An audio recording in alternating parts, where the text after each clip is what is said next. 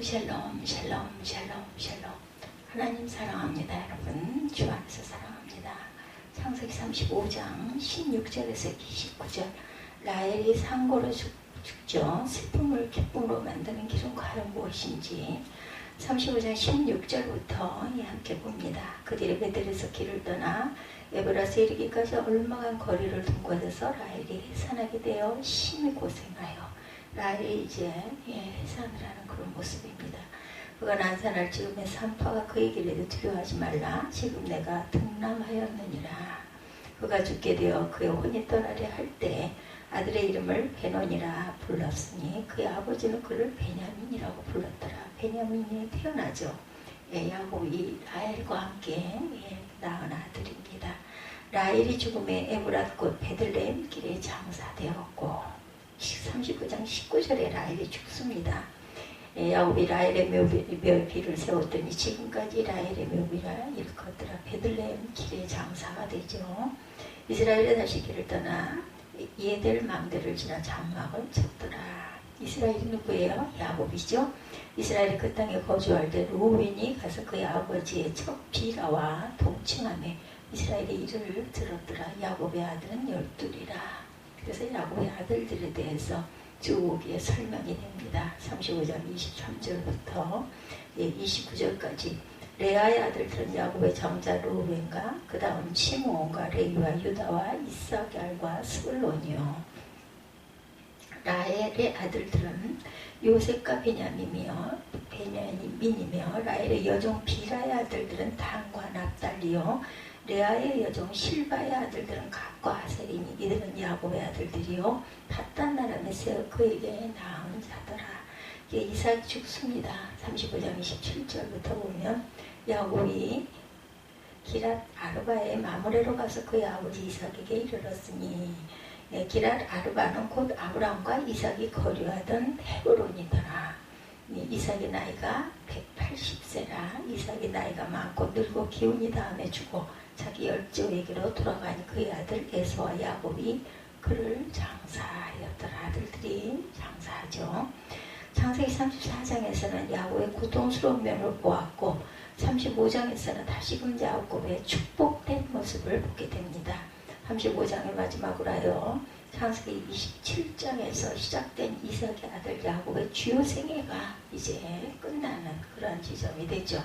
창세기 36장의 부록으로 에서의 후손이 소개된 후에 37장부터 요셉과 유다를 중심으로 한 새로운 이야기가 50장까지 전개가 되죠. 35장에는 야곱 가온이 베델에서 당하는 슬픈 사건, 즉 그의 사랑하는 아내 라헬을 잃은 슬픔과 아버지 이삭을 잃은 피해가 소개가 되고 있습니다. 디나 사건을 통해서 위기에 봉착한 야곱에게 하나님은 베델로 올라가서 단을 쌓으라 이렇게 말씀하셨어요. 그렇죠? 단을 쌓은 야곱에게 하나님은 이전에 허락하셨던 이스라엘에 이른 축복의 이름을 야곱에게 새롭게 주십니다. 베델로 올라가기 전 야곱이 취한 행동은 오늘날 형식을 도외시하는 사람들에게 많은 교훈을 주죠. 지나치게 형식을 따지는 것도 잘못이지만 무시하는 것도 무시하는 예배 또한 잘못입니다. 창세기 35장 16절에서 29절 또한 시편 9편 1절에서 5절 10절 11절입니다. 두려워하지 말라고 말씀하죠. 35장 16절에 보면 그들이 베델에서 길을 떠나 에브라스에 이르기까지 얼마간 거리를 동거해서 라헬이 해산하게 되어 심히 고생하여 그가 난산할 즈음에 산파가 그에게 이르되 두려워하지 말라. 지금 내가 또 등남하였느니라. 17절에 보면 두려워하지 말라 말하죠. 야곱이 무효곡절 끝에 베델로 이주한 후에 그때부터 평안을 지는가 싶었는데 얼마 후 지극히 사랑했던 아내 라헬을 잃는 그런 내용이 펼쳐지죠. 라헬이 베냐민을 낳을 때 산고가 심하자 산파가 한 말, 두려워하지 말라. 지금 내가 또 등남하였느니라. 그때 야곱 12번째 왕의 아들을 얻음으로 그 아들들을 통해 완성된 축복을 상징하는 이스라엘의 12지파가 형성이 됩니다. 그처럼 최대의 축복 전에 상고의 진택이 있을 때가 많죠. 고난은 영광으로 가는 통로나 다리가 될 때가 많다라는 것. 요한복음 12장 23절에 예수님이 인자가 영광을 얻을 때가 왔도다 라고 말씀했을 때 제자들이 이제 주님이 가시겠구나, 나도 한 자리 얻겠지 하고 오해했겠지만 예수님이 얻을 영광은 십자가를 지는 것이었어요. 이제 주님이 이제는 아주 대단한 자리에 계시겠구나, 나도 한 자리 얻어야겠다.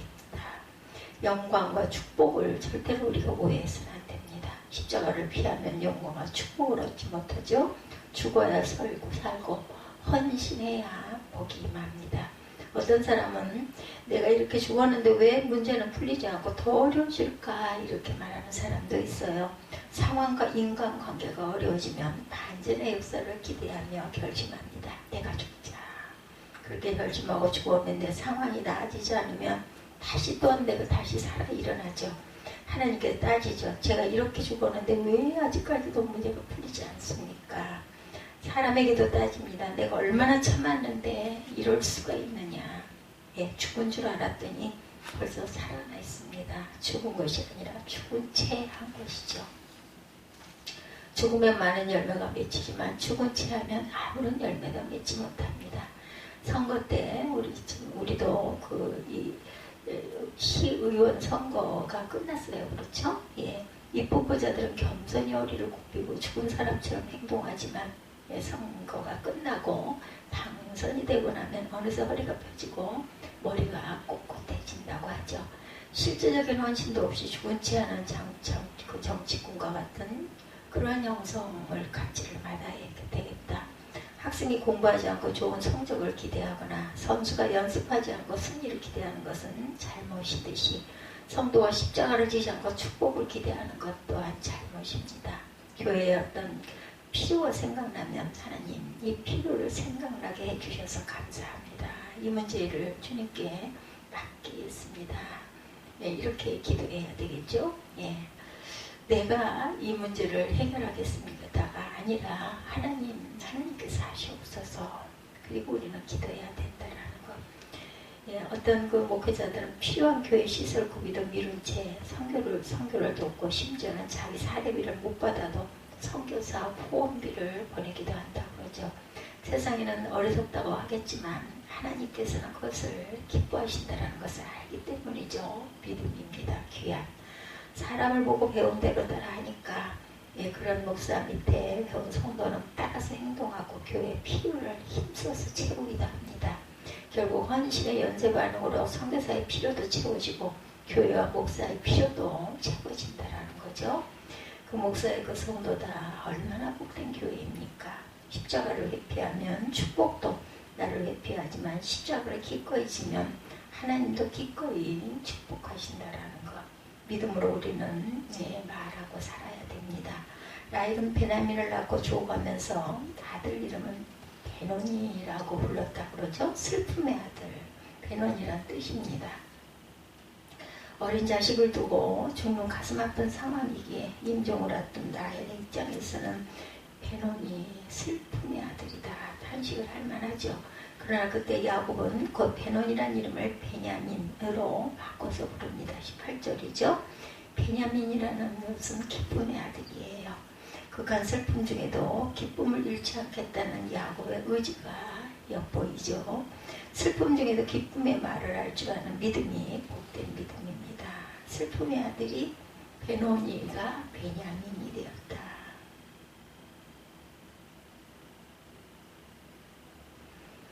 고난의 탄식의 그 승리를 찬송을 만드는 믿음을 가진 저희들이 되어야 되겠죠. 특히 긍정적인 믿음의 말을 항상 해야 합니다. 아들을 슬픈 아들이라고 계속 부르면 어떻게 기쁜 아들이 될 수 있겠습니까? 나는 불행하다고 말하면 불행한 삶이 나를 정말 점령하지만 나는 행복하다고 말하면 행복한 삶이 나를 휩싸 안습니다. 누에가 자기 입에서 나오는 실로 고치를 짓듯이 사람도 자기 입에서 나오는 말대로 인생의 집을 짓습니다. 말은 생각과 인격과 삶에 큰 영향을 미치는 것이기 때문에 말을 복되게 하는 것은 무엇보다도 중요하죠.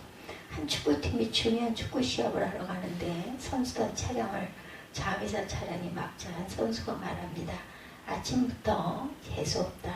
다른 선수들도 처음에는 별 생각이 없다가 그 말을 듣고 정말 재수 없다 생각을 하다 보면 사기가 떨어진다고 하죠. 그때 코치가 말합니다. 아유 재수가 없다. 내가 선수 시절에 장에서 촬영만 보면 늘 이겼어. 그 말 한마디가 선수들의 사기를 다시 북돋아 줍니다. 코치는 어떤 예언자보다 위대한 예언자가 되죠. 어떤 부모는 자녀가 무서운 꿈을 꿔서 공포에 빠져 있으면 나도 가끔 그런 꿈을 꿨는데 그때마다 꼭 좋은 일이 일어나더라. 그 말 한마디가 자녀가 가진 공포와 두려움을 이겨내는 힘을 줍니다. 그 부모도 어떤 예언자보다 위대한 예언자가 되죠. 이단이 신비를 가정에서 어둠이 생기게 하는 말을 할 때 그 말에 절대로 미혹되지 말기 바랍니다. 가정과 교회와 사회에서 위대한 예언자처럼 항상 기쁨의 말을 해야 되겠죠. 이 문제는 축복의 기회가 된다. 이렇게 항상 긍정적인 마음과 말을 해야 됩니다. 파스칼은 인간은 생각하는 갈대라고 했어요. 인간은 연약해도 생각 하나만 잘하면 세상을 다스릴 수가 있다는 거죠. 어떤 생각을 하느냐가 삶의 내용과 질을 결정합니다. 말과 생각을 긍정적으로 바꿔야죠. 문제는 나쁜 것이 아닙니다. 쾌락과 함께 걸으면 얻을 것이 없고 오히려 지혜와 건강을 잃는다는 것. 반면에 문제와 함께 걸으면 수많은 인생의 진리를 얻게 됩니다. 쾌락과 함께 걸으면 얻을 것이 없고 오히려 지혜와 건강을 잃는 것은 쾌락과 함께 걷는 자들이죠.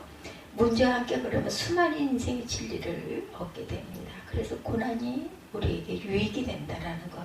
슬픈 상황에서 믿음으로 생각하고 말하면 기쁜 상황이 반드시 펼쳐집니다. 그래서 우리는 다시 새롭게 출발해야 되죠. 라헬의 죽자 야곱은 그녀를 에브라꽃 베들레헴 길에 장사했다. 19절이죠. 원래 그들 가문의 장지는 아브람과 이삭이 거류하던 헤브론이었어요. 그러나 더운 날씨 그곳까지 시신을 옮길 수가 없어서 라헬이 죽은 적 근처인 베들레헴 길에 장사하고 라헬의 묘비에 비를 세웠어요. 창세기가 쓰일 당시인 모세 때까지 라헬의 묘비라 일컬어졌다. 20절에 이렇게 나오죠.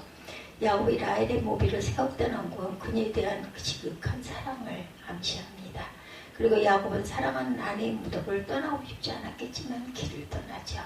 아무리 사랑했어도 죽은 사람은 하나님의 품과 손길에 보내어 맡기고 자신은 새로운 내일을 향해 가야 합니다. 슬픈 과거를 떠나보내고 내일을 향해 출발해야 야곱의 삶을 넘어 이스라엘의 삶이 펼쳐진다라는 거죠. 그런 승화된 삶의 대비를 극명하게 보여주려는 창세기 기록자는 야곱을 언급할 때 라헬의 묘비를 세운 장면의 20절에서 야곱이란 표현을 썼고 다시 길을 떠나는 장면이 21절에서는 이스라엘이라 이렇게 표현합니다. 과거의 상처와 슬픔을 묻고 새 출발을 잘해야 된다는 거죠. 삶이 있으면 죽음도 있습니다. 그러나 하나님 안에 있으면 죽음 후에 영원한 삶이 기다린다는 것. 만남이 있으면 이별이 있죠. 이별을 믿음으로 극복하면 새로운 더 좋은 만남이 주어집니다. 자녀가 어느 정도 성장했으면 부모를 떠나야 합니다. 잘 떠나면 더 성숙해지고 더 멋진 길이 펼쳐집니다. 계속 부모 품에만 있으려고 하면 마음과 정신이 약해지고 성장과 발전도 더뎌지죠. 가끔 어떤 그 문서선교 사역에 큰 후원을 하다가 형평상 후원을 못하는 분들도 많이 생긴다고 그러죠. 그래도 믿음과 감사를 잃지 않으면 얼마 후에 더 큰 후원의 손길이 만나진다고 합니다. 우리가 마음이 아플 때 어떤 뜻과 목적이 있어서 기도와 고민 끝에 선교사의 후원을 중단할 때도 있습니다. 물질이 무한정있지 않기 때문에 한 선교사만 평생 후원할 수가 없다 보니까 몇 년쯤 텀을 두어 후원하고 사역하는 것을 보고 다음 텀 지원을 결정하는 것이 좋다고 하죠. 한정된 재정이 진짜 어려운 선교지에서 열심히 사역하는 선교사에게 요긴하게 흘러가게 해야 되기 때문이라고 그래요.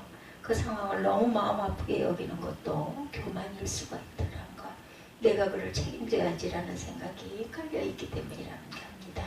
이별의 상황을 믿음으로 극복하면 하나님께서 더 좋은 만남을 허락하신다는 것.